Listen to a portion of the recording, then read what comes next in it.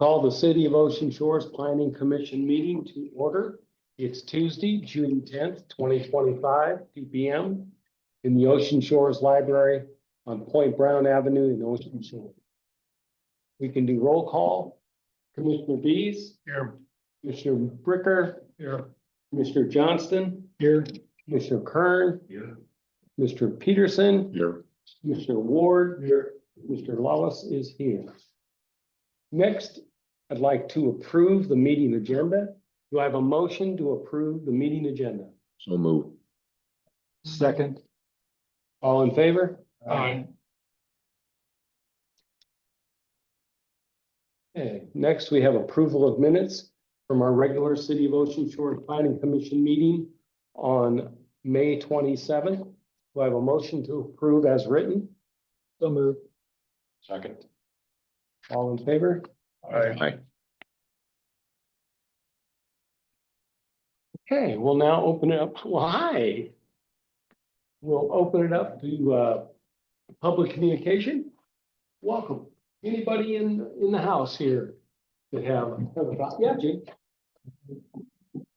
I just had a couple questions about the trapping ordinance on here. And my one question is that, number one, once the city agrees that there is a wildlife threat, I'm still kind of concerned about who's making a determination, and whether that should be left to Fish and Wildlife to make a determination of threat to person on property for that.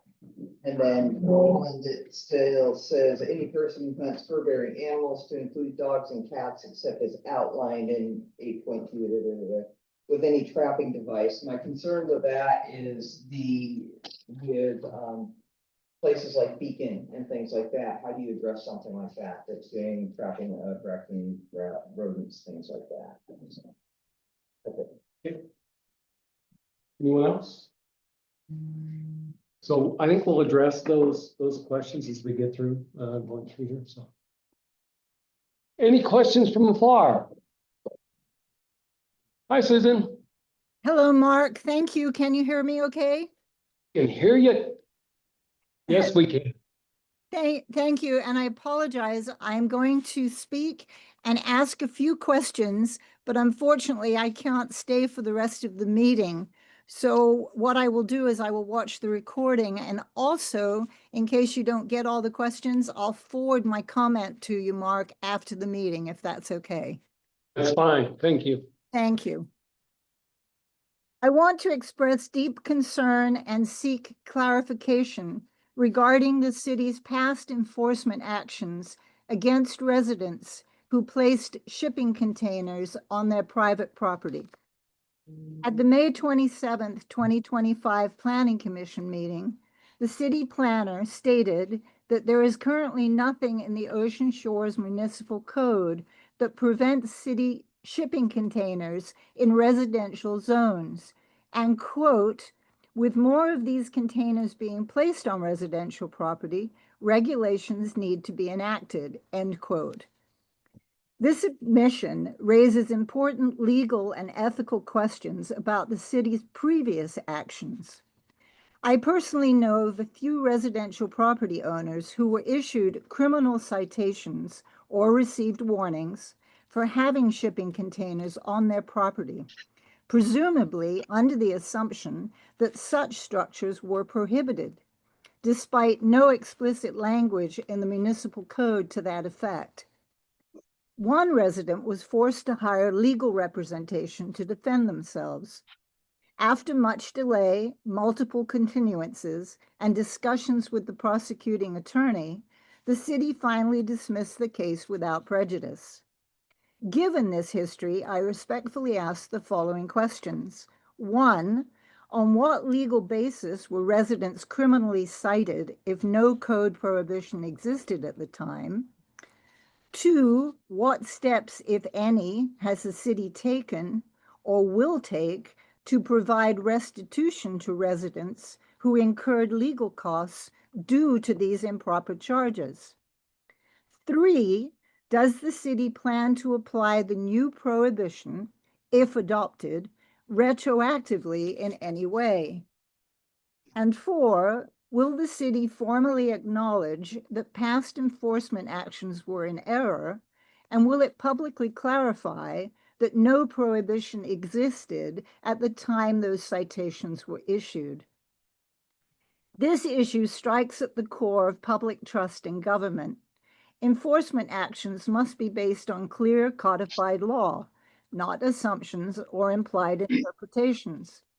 The residents of Ocean Shores deserve transparent governance and assurance that legal protections such as due process are upheld.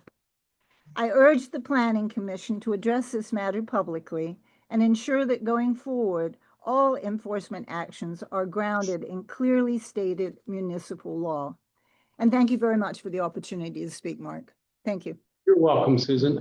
In terms of your 4 questions, I am personally unable to answer 3 of them, to be honest with you. But the one about retroactivity, now I think it was your number 3 question, whether it's going to be retroactive. I do not believe so. Marshall, will, I don't have a thought on that yet. okay, so that's where we stand. The history that you spoke of, it was news to me what I just heard, so I personally don't have the answers to give you.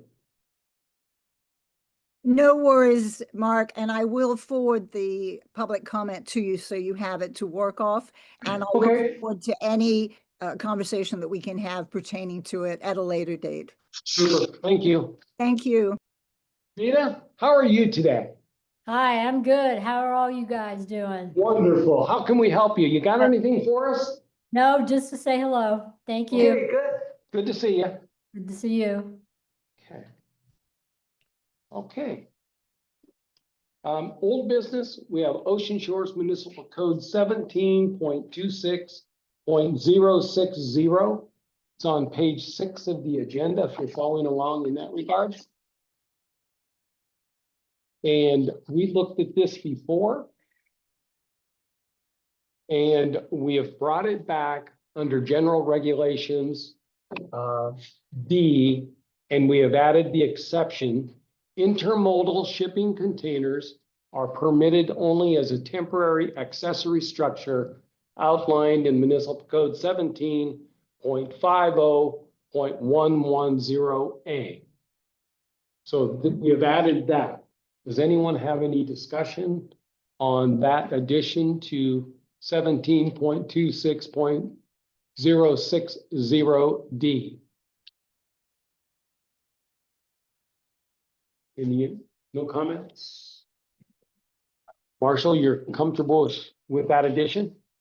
Yeah, I guess I'll just comment that the reason this got put in here under 17.26.060 in the general regulations in the R6B zone, D appeared to allow metallic appearing siding within that zone for outbuildings, accessory structures, as long as there was a guarantee of at least 20 years. And so that the R6B zoning would be consistent with the rest of the residential zones. And now that we have a definition of intermodal shipping containers, the exception in this rule will be that intermodal shipping containers would only be allowed under the same conditions that they'll be allowed in the other residential zones. Any comments by commissioners? Warren? See, a lot of these U-Haul boxes, I don't know what to call them. Well, look, since we started talking, I started noticing, of course. So I guess they're exempted, is that correct? That was brought up during public comment during our last meeting. Pods, the U-Haul started to do that. It's a good question on how, if they fall under the same criteria as a Connex, Certainly smaller. definitely smaller. Make sure that we don't affect those people who are, I guess they're for leisurely moving in or out of your house, be my guess. Leave them there, they unload them or load them, as need may be. Right. But on the other hand, my only question would be, what happened if somebody went and acquired one of those and purchased one of those and put it on as a storage shed? Marshall, any thought? It wouldn't really, in my mind, qualify as a shed. But Marshall, any thoughts? Yeah, I think that I would lump those into the intermodal shipping containers or connexes as the same type of, they're used traditionally as a temporary storage structure in construction activities. And I think I would regulate them the same way. Okay. Do I have move to approve as written? Do I have a motion to approve as written? Second, Second. all in favor? I, Mark, could you know who makes the motion in lieu of seconds? Yeah, I do have that, Thank you, I don't have. okay, I can provide that to you. Okay, the next one that we have is on page 7. Sorry, can I ask a question about this last topic? Yes, Is this going to be modified to include odds? I don't think it needs to be. I think it's pretty clear that they're the same type of structure built for the same type of purpose, temporary storage. Whether it comes in on a trailer and has, architectural type metal siding on it, or whether it comes in with a U-Haul sticker on the side, I still look at those as an intermodal shipping container or temporary storage. And I think I'll just regulate those. It looks like a duck and walks like a duck. I think we're gonna treat it like a duck. Okay. But as long as you put it in writing, so it's self-explanatory, you're gonna get those that wanna manipulate it because it wasn't self-explanatory. Well, that would be totally up to the group. I mean, if you guys want to have, if you want to include in the definitions and then include those definitions in the exceptions, that might provide additional clarification. would it be helpful to include intermodal shipping containers?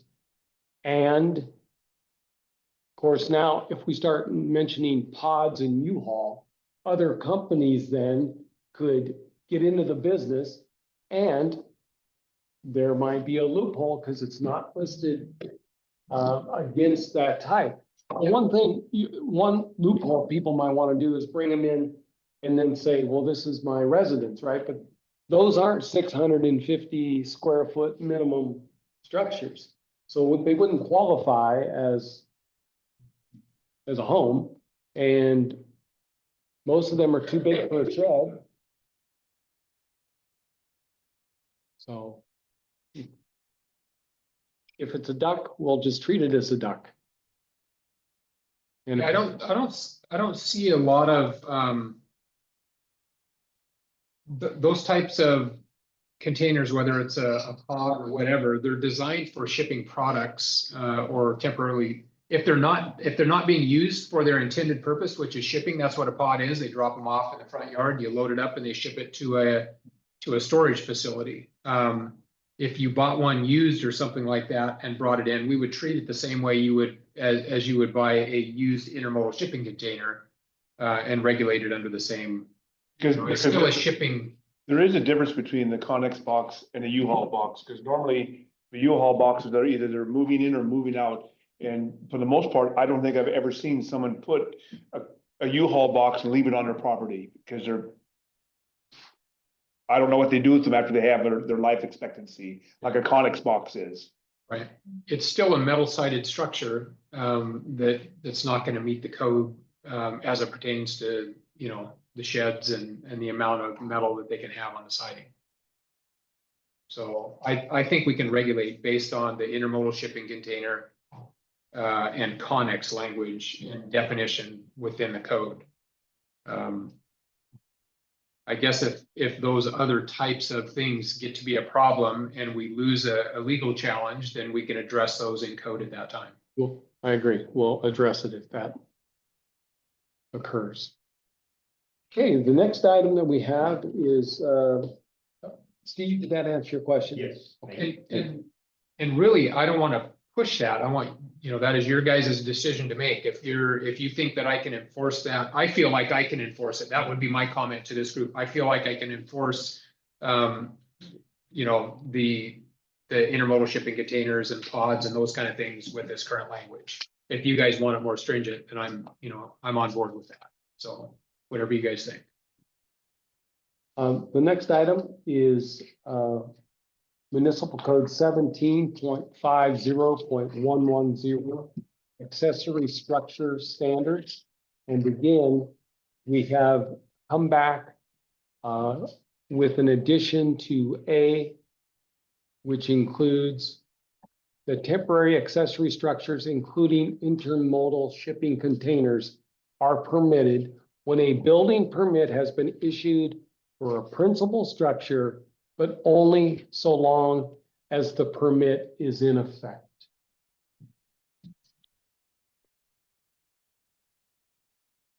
So before you can get an occupancy on a home, the connex has got to be removed. My comment on that is, I think, wasn't it last week when Marshall, you said you've seen people carry a permit for 4 years, renew and carry it? They can extend them out quite a ways. I mean, is And if that, they're still storing their tools and equipment in there because they're dragging their feet on getting the house final, then then we're okay. I mean, I feel like it's not gonna be a permanent structure, okay, is the clever. crux of it. Good, thanks. Any other comments, commissioners? Okay. Do I have a motion to approve this change as written? Moved. Do I have a second? Second. All in favor? Aye.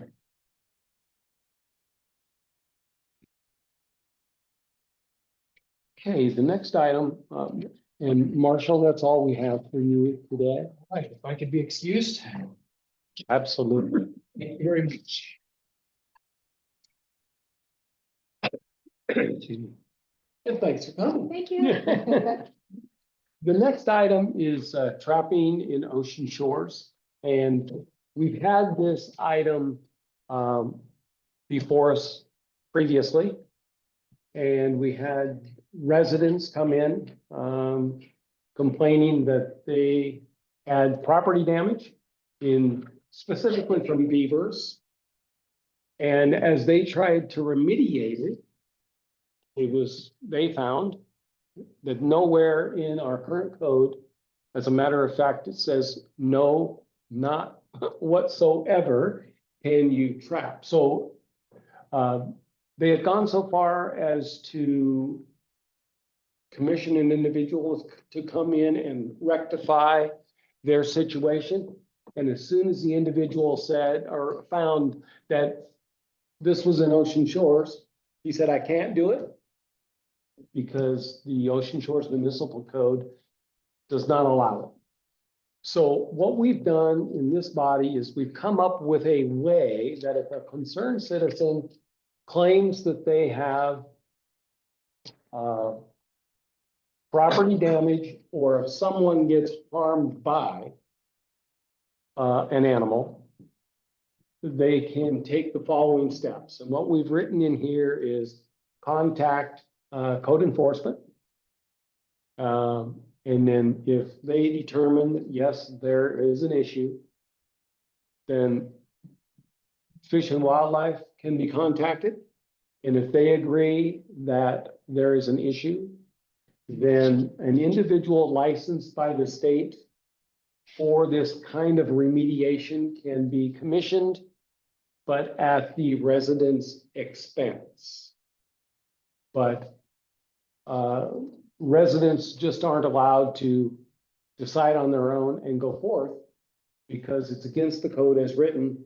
And we've added the steps to allow citizens some remediation if it's determined that an animal has caused damage or personal harm to the resident. So that's kind of where we're at. We passed it, it went forward, and then we were asked to come back and add in an exception.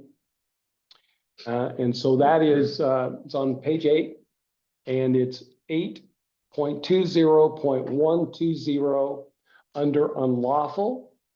And any person who hunts fur-bearing animals, to include dogs and cats, except as outlined previously in 80.20.110, with any trapping device of any nature whatsoever within the city, shall be guilty of a Class B offense as defined in Title VII of this code.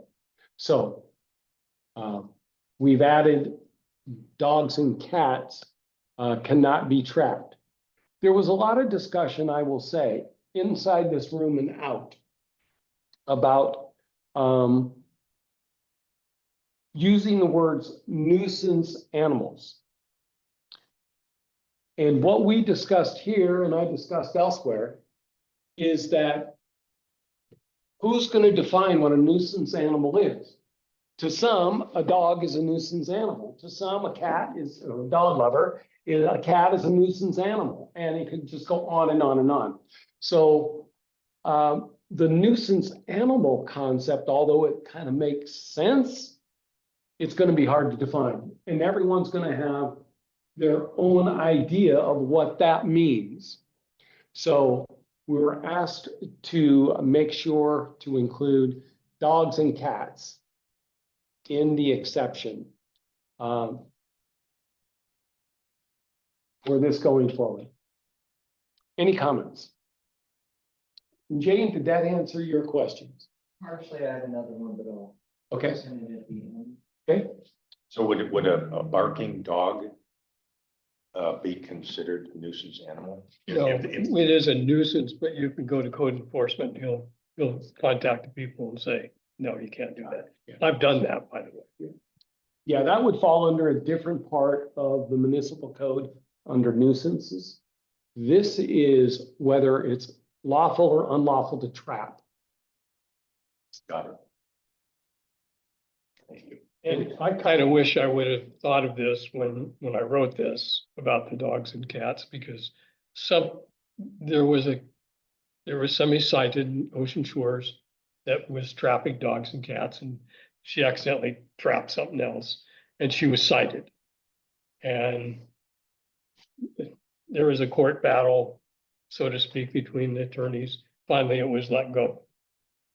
But so there must have been, we weren't privileged to the reason why it was let go, because the code was very clear, no trapping. So I guess, and she was trapping for the good of the cause, but still there's dangers in doing that. So that's the reason why it was added back in. I didn't think of that. Somebody else brought it to us and asked us to put it in. And I think that's good. Any other thoughts? Okay. Do we have a motion to include dogs and cats as unlawful as written in the code? Motion to approve? So moved. Second? I'll second that. All in favor? Aye. Okay. Our new business is based on Nicole's successful getting the commission and all the citizen advisory board committees and commissions rules finally codified by city council at the last city council meeting. Now, the effective date has been set as of 3 July. Because it had to be in the paper, and I understand it was in the Daily World on the 3rd of June, and then it takes effect 30 days after that. So 3 July. So we're actually going to be ahead of this. We can't take any real action, but we can use the time to get in front of what is coming. So just as part of the discussion, one of the things that's going to change is it requires us to elect a secretary. And we'll do that, unless we have a commissioner that just wants to volunteer. And then we'll have a secretary in waiting, and we will do it officially, in our July meeting. But if we have someone that will take care of that one, we'll check that box and move forward. The other thing that based on this change is we had previously, and I know some of you on the planning commission are new. We had started looking at updating our handbook. And once we started talking about that, we were asked to hold off, stop, because of this effort that Nicole was working on to make changes across the board to all committees and commissions in the city. So now that this is going to be enacted, effective 3 July, we can now go back and look at our Planning Commission handbook, which I've included in today's agenda. And I know it's 150 pages long, right? And so the only way I could think of to do that, as we talked before, is just divide it up among the commissioners for just to look at their piece, report back, and then we can make the adjustments as we see fit. Put it in our recommendation. It will have to go to council for approval, any changes that we make.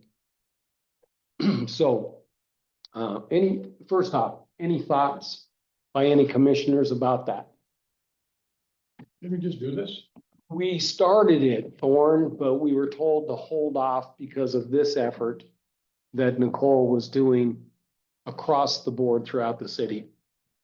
So yes, this sounds familiar because it is, but now we'll be able to go forward with it. Any other comments? So I just randomly came up with some pages in the document for review. I chose 1 through 21 for myself. Larry, if you could look at pages 22 to 50. Larry? If you could do that. It covers ethical issues. Tom, if you could do pages 51 to 67. Steve, if you could do 68 to 80. Dennis, if you could do 80 to 103. Thorne, if you could do 104 to 116. And then Dan, if you could do 117 to 150. Now, when you look at these, what we found before when we started to look at these, some of these are they just come from the state. So they're covered by RCWs. So really it's a review, go back to the RCW reference and copy and paste if it's been updated since 2022 when the handbook was last updated. So make sure you look at those to make sure where it came from, because it might just be literally checking the reference on those pages, and it could be just an updated copy and paste. Any thoughts? Question, is there a Larry behind me or something, or? I'm sorry. Randy, right? Yeah. Yeah, what pages did you want me to do? 22 to 50. 2 to 50?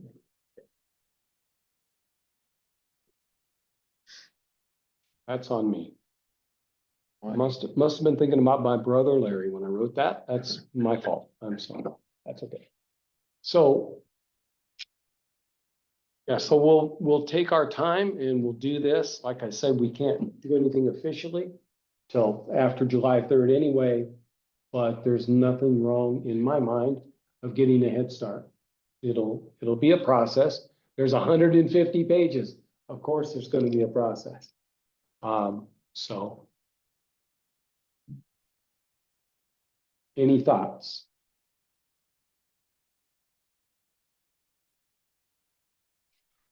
Okay, if there's no thoughts, we'll move on to the next item. Public restrooms had come up as a discussion. And the thought was putting together a subcommittee to look at public restrooms, similar to what we did with biking and walking. What does the community think? Are there questions that we can ask to help us figure out, are there good locations? Are there better locations for public restrooms in the city? So, any thoughts? So this is about setting up a subcommittee Yes. to look at this. I'd be interested in being on it. I sent you an You email did? that I was interested in. It- Okay. Just recently, this last weekend, had cause to observe other coastal communities. My wife and I celebrated our wedding anniversary, but we went from Cannon Beach and Seaside, Astoria, and Long Beach. And I checked it, and it's a common issue in every one of those. I mean, public, and as I put in my email, safe and clean public restrooms.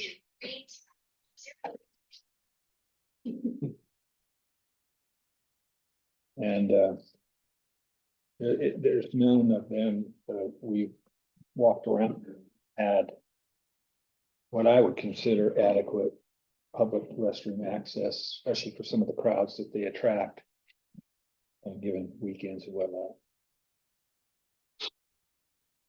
Does the commission think it's a good idea to do a subcommittee and ask the community what they think? I do. Okay. My only issue with it is if you ask the community what they think, they're usually not the ones that are looking for restroom. Exactly. There is that. And I can tell you from traveling like that, and I got the smallest platter on this earth. I can tell you where most restrooms are. But I don't find it that big an issue in Ocean Shores, but I live here. Right. So I'm not sure what we'll get out of it. Like Steve said that one of those places down there, the six. And you said they have bathrooms, but they don't let them. There's, yes, so here's, each one of them, and there's 2, 4, 6. No, 3, 6, 9. I don't know, it's about 15. They're called the boardwalk stores. Right. Shops, boardwalk. Mhm. So, can I tell a little anecdote? Sure. So, my wife, we've only been here a year and a half, and she completely flunked retirement. So, we bought her the shop, furthest on the right in the front. It's blue, the name just changed. That's her shop. Sunday was a very busy day.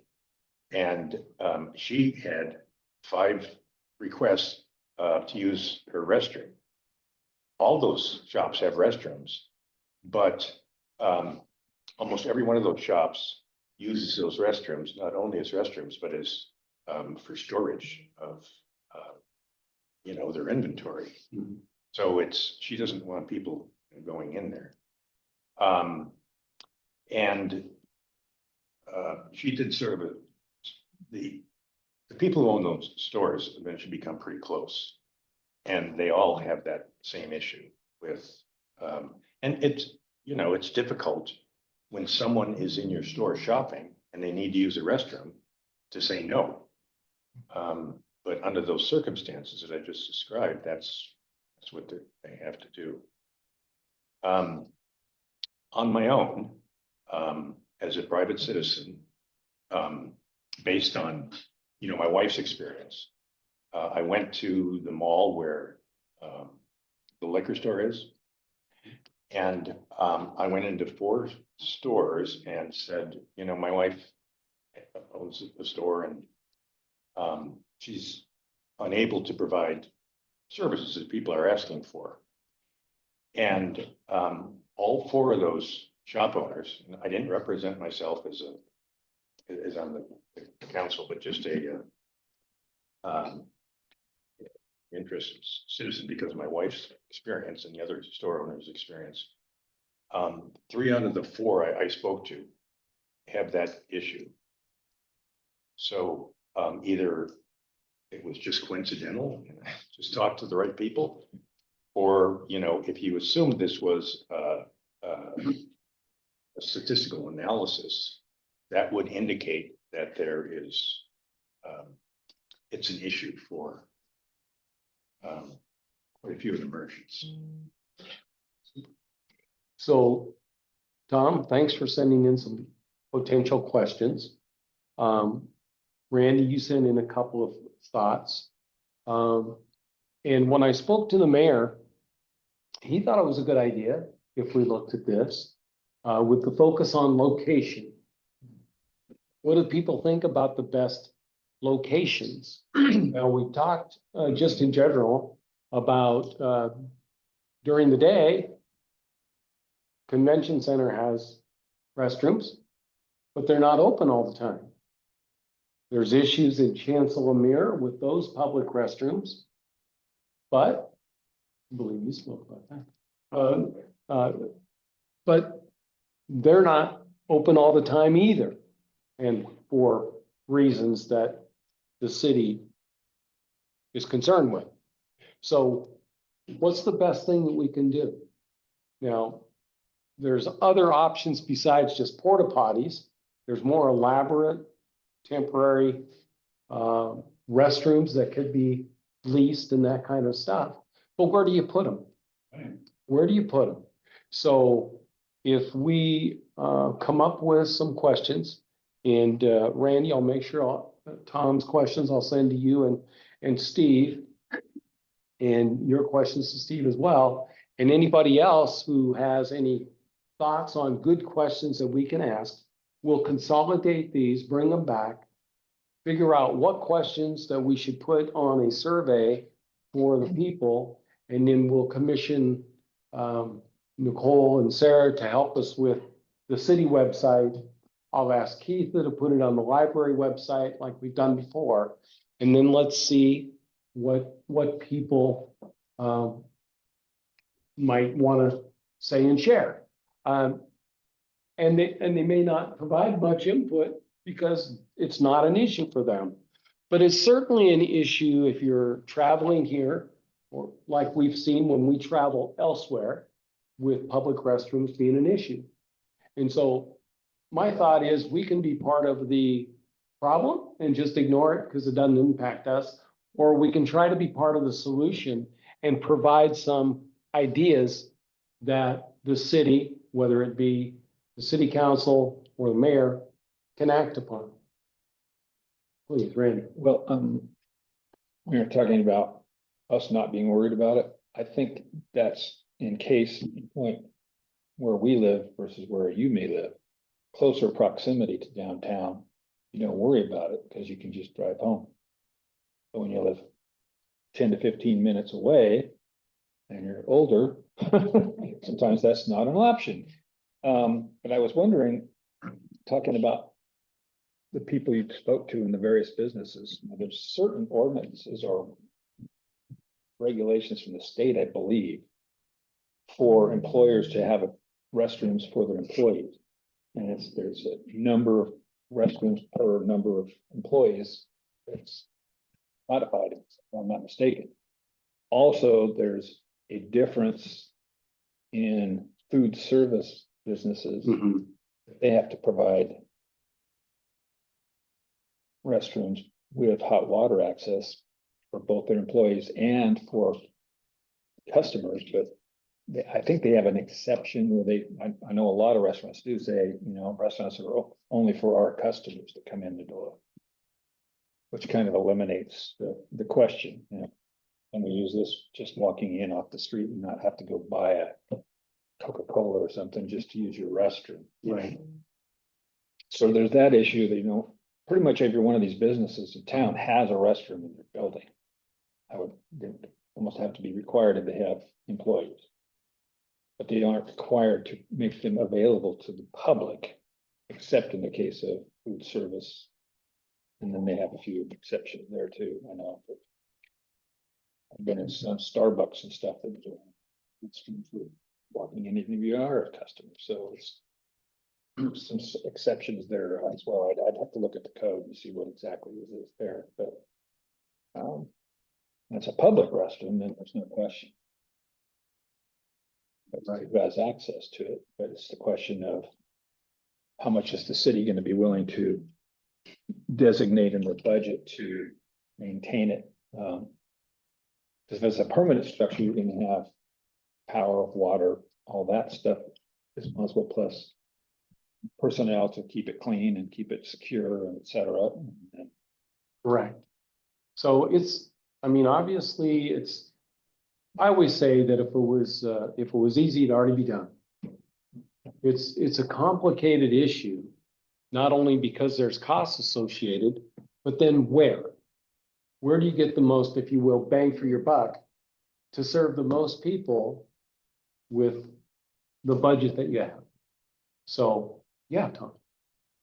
Just happened to be over at Westport the other day, now that you mentioned this, that down in the business district, they don't have public restrooms, but off the beaten path, when you make the loop and go out of town, there is a big parking lot with a public restroom. The bathrooms, the public restroom, which we now own by the Shiloh, are open from 6 a.m. till 10 p.m. Public restrooms are nasty, period, because it's not their bathroom. They don't care what happens in there. But what they have over at Westport and we don't have here is signage to tell people where they're at. And there is really no place down the business district, property-wise, to put a bathroom and to display it with all the utilities. You're talking money, and people aren't going to want to spend that to live here full-time. Someone has to pay for it. Right. And signage is a lot cheaper to let them know exactly where it's at, because even at every beach approach or every state park, there is a public bathroom.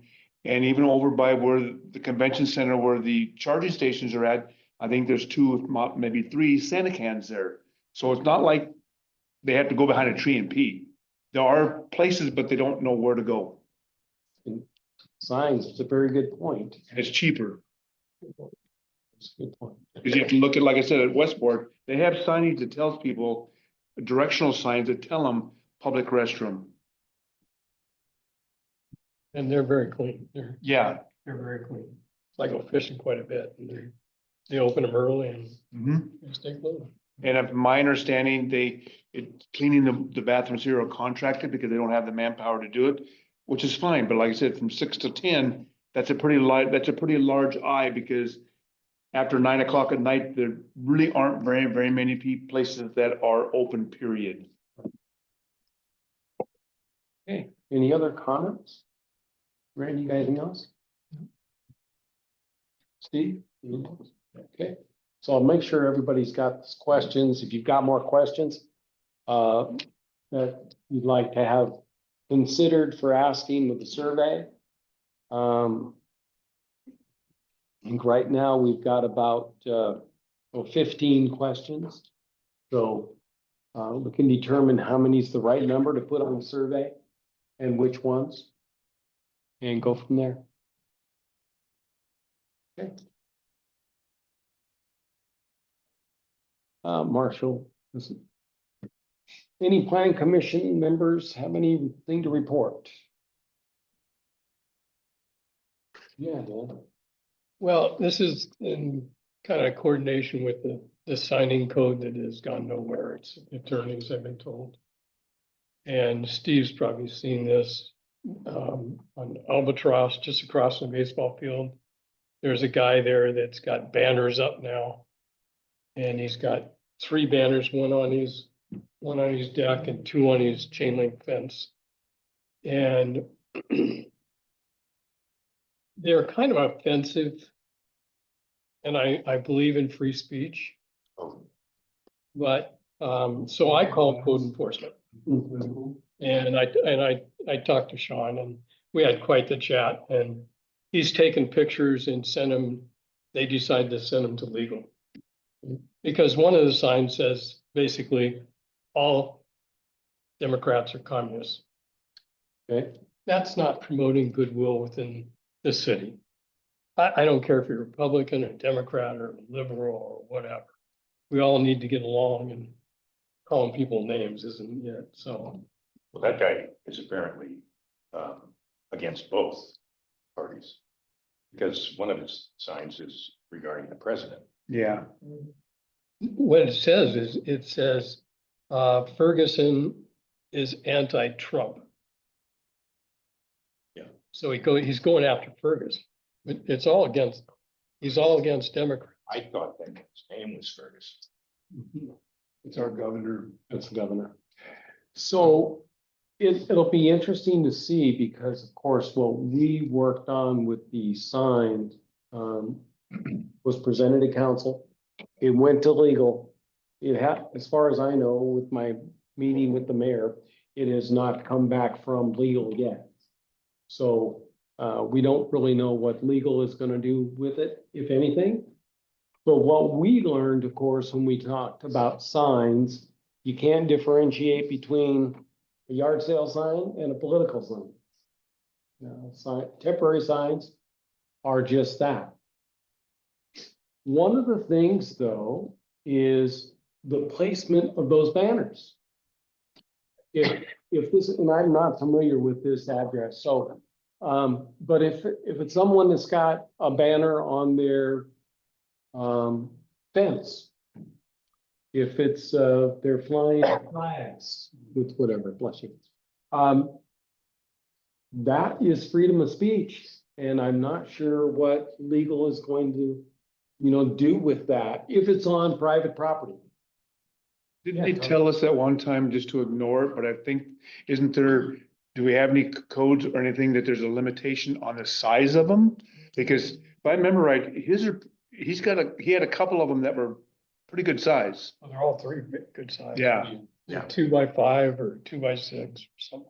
In the public domain, Tom, I think there are limitations in. But on private property, that's, That's different. And so it'll be interesting to see if they come back with something after taking pictures. I'm not familiar with the address. But I know based on our discussion when we did the signs, and I know of a neighbor of mine who has some very large signs and there is private property. So really, like you said, when we asked about that, we were told just to leave it alone. Now it's been presented, now it's at legal. So we're just waiting a response back. They also treat, even if it's on private property, if it impedes, like on a corner or something like that, if it impedes vision for traffic and stuff like that. Well, then you could use a different part of the code, right? Which is the, okay. Yeah, nuisance code or whatever, obstruction. But just banners on private property, it'll be very interesting to see. He's probably fine, but I think it's just, that's real poor judgment for somebody who's part of the community. Well, it's unfortunate, yes, but it is their right. Yeah, it's freedom of speech. Freedom of speech is what it falls under. maybe it's a chemical imbalance. And it, Maybe he's just going nuts because there's no restrooms publicly. In circles. right? I mean, that could be. But when we looked at it, that it was clear in the Washington State Supreme Court has stated that it's freedom of speech, as well as the US Supreme Court in their determinations. So, yeah, I understand. I have seen similar to those, just not at that address, but we'll see how it goes. Okay, thank you. The only thing I wanted to mention is I believe at our next planning commission, we will have a public hearing. So just be aware that that's coming. Wait, I'm sorry, what does that mean? We will have a public hearing here about a rezone, I believe, is coming our way at our next meeting, which will be on the 24th. Any other commissioner with a report? Okay.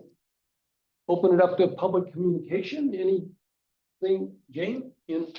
On the restroom, maybe you can get hotels to kick in, you know, for finding out, you know, what it means to the hotel guests and with the business owners and then having strike with this and the bathroom issue, maybe also if they want to pass out some surveys to their customers type thing. As far as location, you know, cost. But there's a big chunk of gravel lot that, I know the city has rented before. That's in a great location that, might be a good place for at least Santa Camp, if it's not building a permanent building because of the cost involved with that, but it's centrally located, right? You know, down by the city offices and everything, to where you can have a lot of Santa Cans on at least, like in 4th of July, your Sand and Sawdust, your Hog Wild, those types of weekends, and it's centrally located right down in there. So, and like I said, maybe not every weekend, but at least the big ones to give you an alternative than just this down here. And when you're coming into Ocean Shores, if you don't know Ocean Shores, you don't even know that's down there because of, like Tom said, no signs. No sign. Where this is right on the main drag, but you also have the street behind to where you can alleviate traffic on that street back there, you know, move traffic back there and you're not impeding so much flow on the main road. Back to the trapping. So, let me pull this up real quick. So when you were mentioning it, you said that code enforcement would make a determination and send it to, Fish and Wildlife to make that determination. But in here, it says, once the city agrees, that it's a threat, and for damage or harm, it says they will contact, Department of Fish and Wildlife to establish, contact with the licensed wildlife control operator. It does not say that that person though will be agreeing or disagreeing or making a determination. So once again, to the way I read it anyways, or interpret it, is that it's still going off just our code enforcement person making that determination as far as property damage or physical harm. Well, the reason that we did it that way is when Scott Harris was here, it needs to go to him. And then he can then contact the list of licensed. Correct, but he's People. not making the determination. So once again, that the person making the determination is only our code enforcement officer. And I would like to see someone at a higher level making the determination of property damage than personal injury. Personal injury is a no given. Yeah. But property damage is another one of those that is interpretation. Yeah, and I thought there were different levels of approval. No, there's, So- if you read through that, the only Yeah. approval is, and that's in, that is in number 2, is that once the city agrees that there is a wildlife threat of human safety or causing property damage. Does not say anybody else is making a determination. Once the city agrees that there's a wildlife threat of safety or causing property damage, the owner or representative will contact the Washington Department of Fish and Wildlife to establish contact with a licensed wildlife control operator. Yeah, this is contact. So what Scott Harris said is when they get contacted like that, then they would come out and eyeball it as well and verify that there's an issue. So that's what I'm wondering, should, in that paragraph, should it say to establish contact with a licensed wildlife controller? I just lost my words. Yeah. For evaluation. And then it says the licensed wildlife control operator will be required to get the necessary permits from the Washington Department of Fish and Wildlife before trapping can begin, along with notifying the city safety officer, which we've now determined Yeah, is the chief of police. yeah.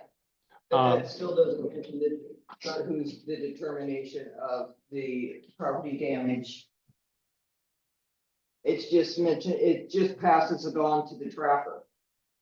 Okay. Then all costs associated with it will be the property owner. That's the only concern Okay. I have is read through that, it goes through the steps, which is nice and great with the, but in that second paragraph, it just says that basically you're contacting the Department of Fish and Wildlife for them to establish contact with a licensed wildlife control operator. It does not say that they are going to agree or disagree with the determination of the city. Okay. So, and then on the other one, you didn't address as far as companies like Beacon and Trapping. And I don't know if that could be addressed with just adding the word commercial, licensed commercial businesses or not. But that last paragraph leaves them open to the same interpretation with the trapping, because they do trap the raccoons and. Beacon does? Last I heard, they used to do it with my neighbor across the street because they love putting cat food out. Oh, Yeah. I've never heard that Beacon is trapping other than with their So traps. Yeah, but it's still trapping, so that's what I'm saying, and I don't mind it, I just wonder if the word commercial, licensed commercial needs to be added in there as an exemption. or if they're state certified. Yeah, Yeah. anyway in there, but I think you need a way to protect them, so it's not just a generalization. Specify pest removal or something. Yeah. Yeah. Well, I can contact them and ask them, by what RCW allows them to do that as part of their commercial business. That might be nice, because during that incident that Dan had brought up, that was also brought up that you have, a business that's actively trapping in the city under a no trapping ordinance. I'll reach out. So, We originally was a little concerned about the wording, if I remember right, about the liability issue. Who's gonna be held accountable if something, like if the gentleman from the city or the police chief or whatever gets permission to contact this, to go up the ladder, so to speak. And if he says, yeah, it's okay, and somehow communication fails, sometimes, is there anything to protect the city if there's a miscommunication on putting up a trap and some kid's getting this foot caught in it or something like that? I would think by going to the licensed person to do the trapping, that alleviates the city from liability. Okay. so And if somebody does it if a resident does it without any follow through with the proper procedures, then it's on him. Yeah, they gotta be cited and penalized for Okay, that's, it, violating the code. need to understand that. But that part, there's a pattern of not following through with things that are in codes already.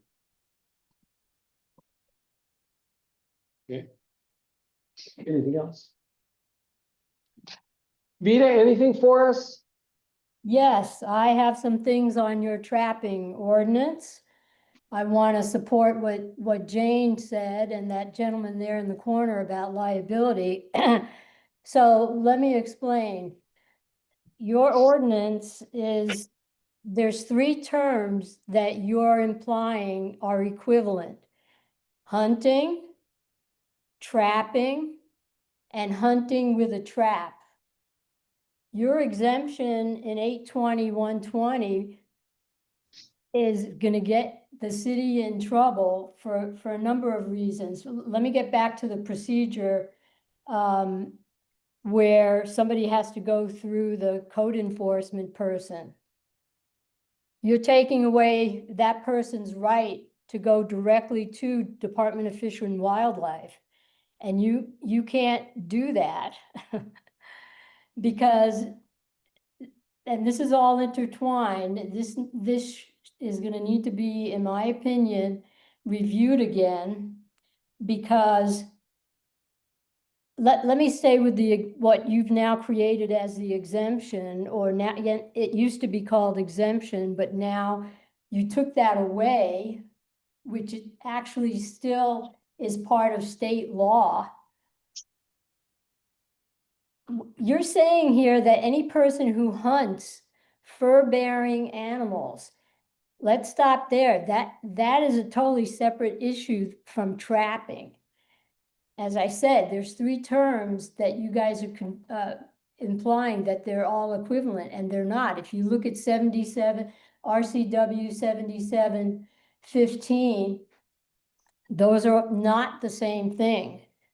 So the city, as far as I can see, let's just stay with this exemption that you want to criminalize, according to your language, what in state law is considered a civil infraction. Okay, your Class B offense, according to your, what's called the criminal code in Chapter 7, if you look at 7.01, that's where it talks about civil infractions. That whole code needs to be revised. But anyway, the city doesn't have any authority to criminalize what would otherwise be known as a civil infraction. And when you're trapping, say it's to capture a cat or dog, or whether it's a nuisance animal, it's not considered under state law, it's not considered a criminal offense unless you're hunting with a trap. But if you're a licensed trapper and somebody doesn't do it right, or they don't have the right license, or it expired or whatever, that would be considered a civil infraction. Should not be a criminal offense. And if you look at what a Class B offense is under your code, it includes jail time and a big fine. You know, that's why it's not a criminal offense in state law. So a couple of things I think you guys need to look at is, number one, and in general, does the city have the right to criminalize what would otherwise be considered a civil infraction under state law? I don't think so. And if you do think so, show me where it says that. Okay. The second thing I want to point out about this procedure that you created, like Jane was alluding to, and that gentleman in the corner, sorry, I don't know your name, in the pink shirt or purple shirt, the citizens still have a right to contact the Department of Fish and Wildlife on their own, to have them come and make that determination about whether it is considered property damage or whatever. And like I said in my previous comments, those determinations only pertain to commercial operations, like timber or somebody that's growing crops for agriculture. It doesn't apply to private citizens and what they do on their own property. The state law as it exists today covers all you guys' situations. The citizen contacts the Department of Fish and Wildlife, they make the determination, whatever. And if that person still wants to proceed with trapping for a nuisance animal, and I've never seen a dog or cat, notwithstanding barking and stuff like that, they don't consider barking a harm that would be under the state law. So that person still has a right to go and contact Department of Fish and Wildlife, or even get their own license to be the trapper. So you're going to run into, somebody's going to come along and sue the city for not only this 120 exemption, where you're criminalizing what otherwise would be known as a civil infraction. But the fact that you're trying to prevent them from using what already exists in state law, which is the procedure to contact the Department of Fish and Wildlife and or proceed to get their own license themselves. So I really think, you know, that there's a lot of different problems that this whole section presents. And it goes back to that, if you look at the Ocean Shores Municipal Code, Chapter 7, it's titled Criminal Code. But the civil part is within that, quote, criminal code. So that whole thing, obviously, in my opinion, needs to be revised. So I know you guys already made that recommendation, and but when it comes to council, I'm sure there's going to be issues with the general public. And you can go ahead and even if it were to be passed, there is going to be liability because you are having a city employee making a subjective determination that's subject to action or appeal. And by the way, I don't see an appeal process here if the private citizen objects to whatever code enforcement says. They have the right to go, in that case, right to the Department of Fish and Wildlife. And just the fact that you're criminalizing what is, you know, something that, have you checked out what that Class B offense, what the penalties are for that? I have not. I think you better take a look at it before you pass that on to council. So anyway, Okay. I hope I didn't confuse things too much, but let me just summarize. Show me where the city has the authority to criminalize what would be known under state law as a civil infraction. Number two, you're saying that I have to go through the code enforcement people, but state law allows me to contact the Department of Fish and Wildlife and hire a licensed trapper to take care of my problem. You don't address that in here either. And then I'll just leave it, leave it at that. Okay. So Well, we appreciate the feedback. thank you very much. Thank you. Okay, anything else? Okay. Our next meeting will be on Tuesday, June 24th, 2 p.m. in the Ocean Shores Library Meeting Room. Dan, if you'll be the secretary next time. Sure. Do I have a motion to adjourn? So moved. Second? Second. All in favor? Aye.